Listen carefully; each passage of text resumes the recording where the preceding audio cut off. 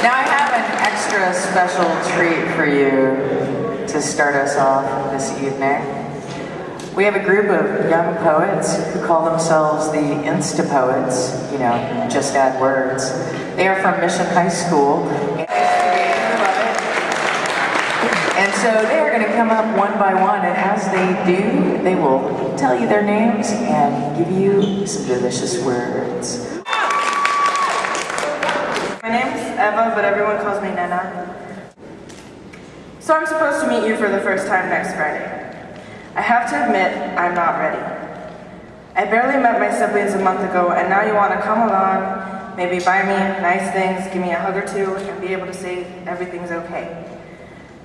They say your brain is muddled from all the drugs, and Jay says you got what's coming to you, but what am I supposed to do or think? When we talked on the phone, you said, Mahal kita, which means I love you in Tagalog. But it feels like knives in my chest. I don't know you.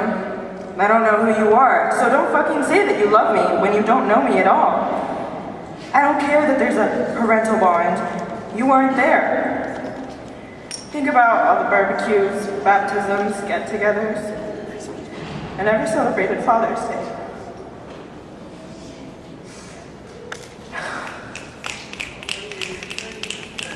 The worst part was my 15th birthday, my quinceañera, where traditionally the daughter dances with her father. Can you imagine a fraction of my pain that day? Just think of little me thinking that birthday candles actually granted wishes. I wish to have you every fucking time. And now you're here and you want me, but I feel like I'm missing that idyllic childhood, which I know is something that can never be replaced.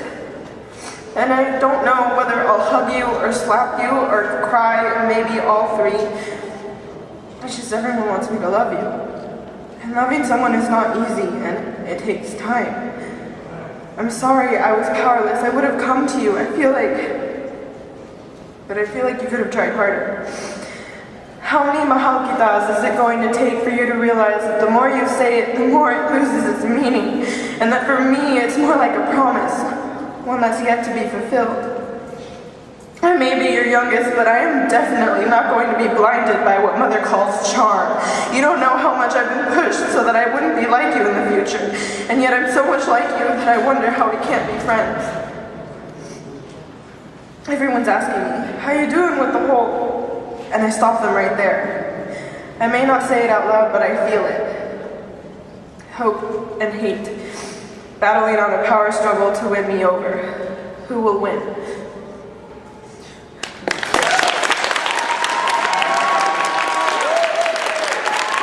My name is Alejandra, and I'm going to read you a poem called Hello. Hello? Are you there? Never mind, I'll go away. Sorry for bothering you. Why did you have to tell me? Why did I have to answer your call? I should have known by the tone of your voice that what you were saying wasn't true. But at the time, I didn't know you well enough to be able to pick out the slight differences in that voice of yours.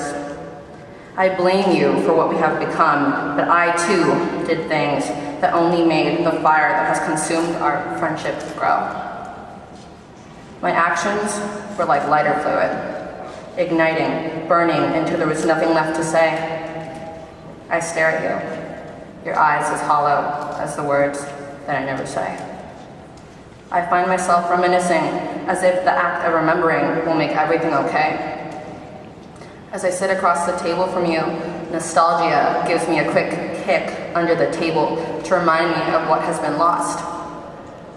And my mind travels back to when we actually conversed instead of this strange silence that we sit in.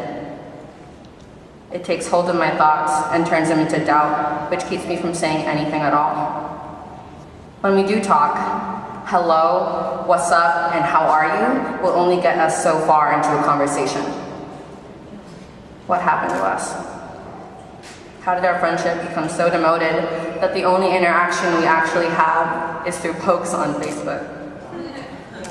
Now, we're no better than strangers. I poke you back out of habit, immediately regretting what I've done, knowing I've only continued this stupid cycle. I want to talk to you, but I don't want to be needy.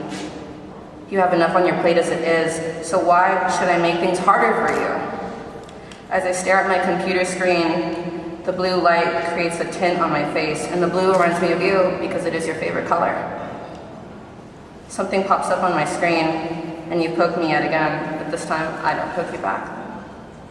A voice in my head tells me, hey you're the one who's doing this. Maybe you're overreacting, maybe it's just a phase. But I know it's not.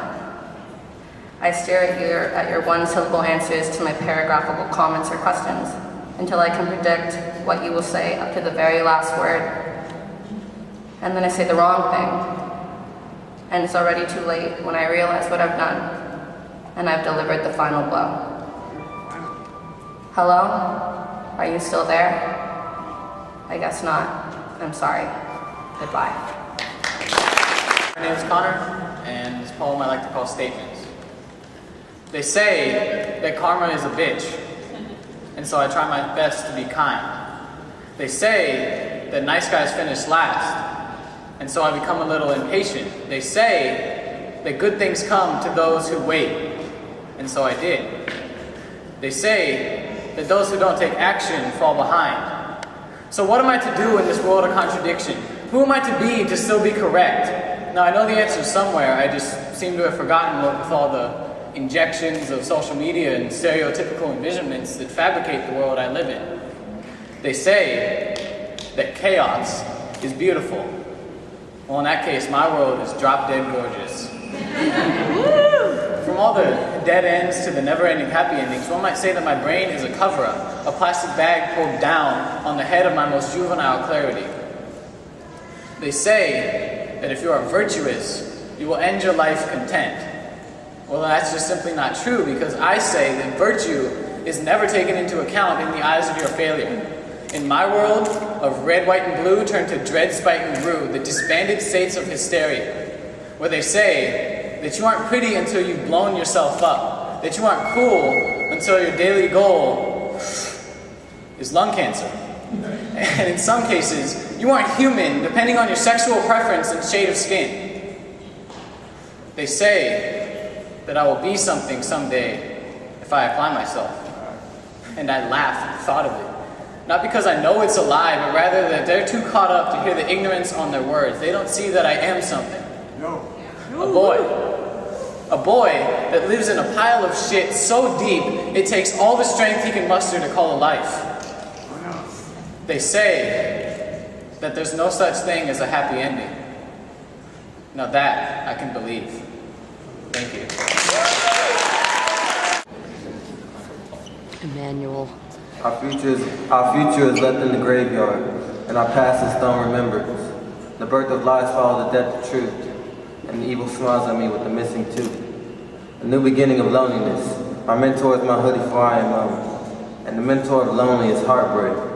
Flesh can't be pieced back together as a puzzle. Everything is a puzzle though, and every puzzle has a picture, and the puzzle is solved. I picture everything as anything, and the puzzle is solved.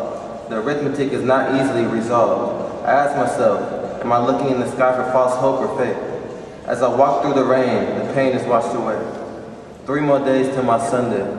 Only 3 more days till my Sunday. They want to take my dreams from me and repay me in reality when on the real reality inside. Or call me blind if you like. 3 more days till my Sunday. Every leaf falls eventually, but they want to cut the tree down. Call me evergreen because I will preserve myself as an effect on the house. The whole universe is a globe and it's all in my brain. Who can tell me it's not? Can you? Can you? Well, until then, they want to take my imagination from me. That's cool with me because I'm waiting on the rainbow. It's cool with me. It's cool with me. 3 more days until my Sunday. Only 3 more days. I'm Thursday's child. Only 3 more days and I'm reborn. As in 3, 2, 1. For my day job, I'm an English teacher. A secret about me. Don't tell anybody, okay? All right, so one more hand for the Insta-Poets. Just add from Mission High School. Hey, stand up.